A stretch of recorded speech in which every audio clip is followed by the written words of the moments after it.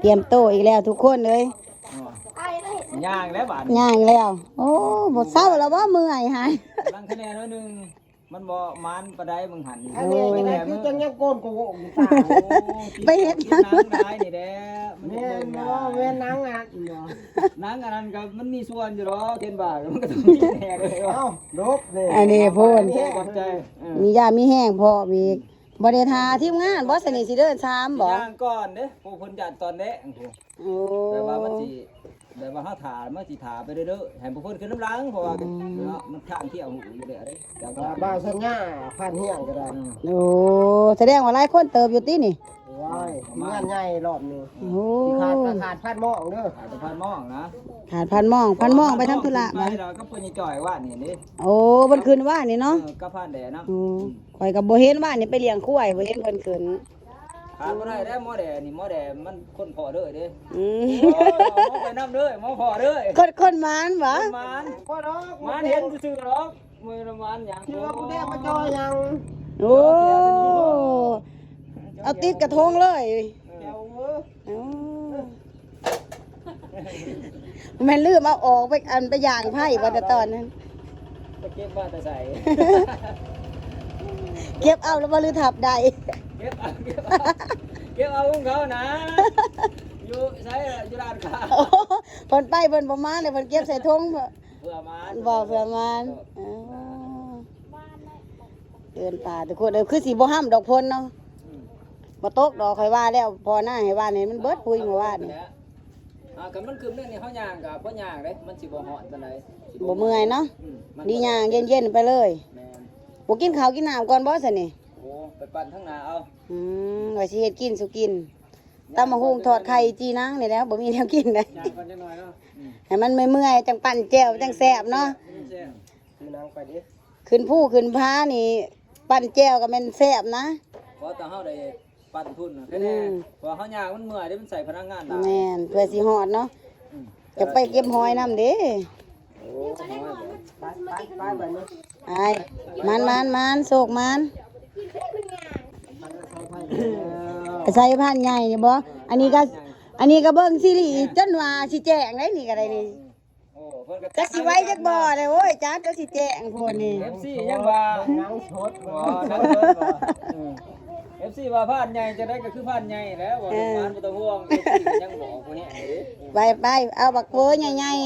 เออ ๆไปแล้วทุกคนทีมงานคนหากินเฮาโศกมันพอน้องมิวทับบักเบอร์ใหญ่เด้อตอนนี้ก็รอถ่ายแต่ทีมงานเบาเฮียงอีกทุกคนเนาะเบาเฮียงเบาสัญญาทุกคนยังบ่ทันได้มาสมทบนะพอน้องมิวเพิ่นไปก่อนเนาะกับพานกุ้งเพราะว่าผู้เพิ่นสิย่างไปถาเนาะเพื่อสิมามันค่ำก็ลาซะเนาะใช้เวลาในการเดินนี่ก็หลายชั่วโมงเติบแล้วทุกคนเพื่อสิฮอดเที่ยงหน่อยๆพวกเพิ่นนะเพิ่นเลยสิไปก่อนเนาะถารอทีมของพานเฮียงอีกทุกคนสิมีไผแหน่เนาะรอเบิ่งนํกันทุกคนนี่มาฮอดแล้วทุกคน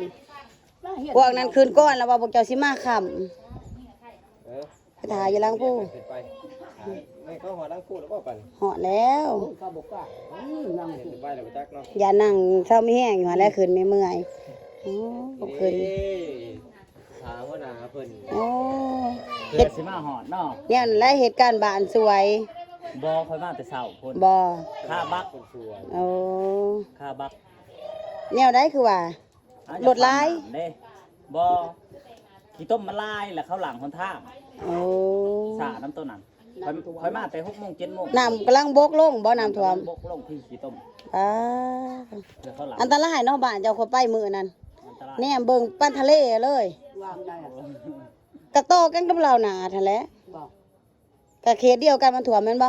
แม่นแต่มันใกล้กับเรานานฮะ จะเบิ่งติดจนหอดพี่น้ำก็เขตเดียวกันเบิด ซ้ำทะเล บ่เห็นบ่บ่ค่อยเบิ่งมาโทษว่า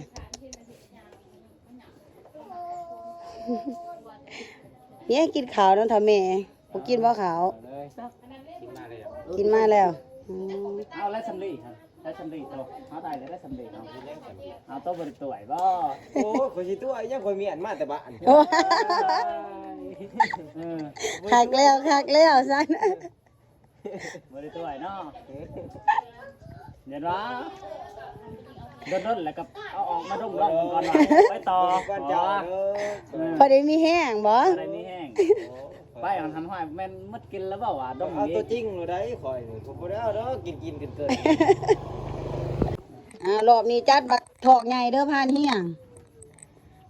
ให้ได้ยำนั่งได้รอบนี้เอาเด็ดๆโลด ไปบัดนี้ออกเดินทาง ห่อหมกแล้วเมียให้กำลังใจเต็มที่แล้วมายิ้มเปื่อยๆนี่จัดแบบพอใจแล้วนะ โพดโค้มเพิ่นก็3หัวพุ่นจักมื้อจักคืนน่ะสิพากันไปคือถือหลายแท้ 3 วัน ประมาณ เอา 3-4วันอยู่ละ หรือว่าไปเป็นทิศ อย่ามันมืดเด้ สำรอง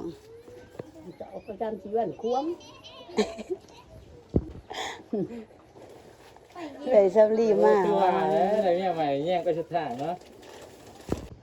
ไปอีกแล้วทุกคนไอ้ส้มทบอีก3คนเนาะรวมแล้วพอดี6คนทุกคน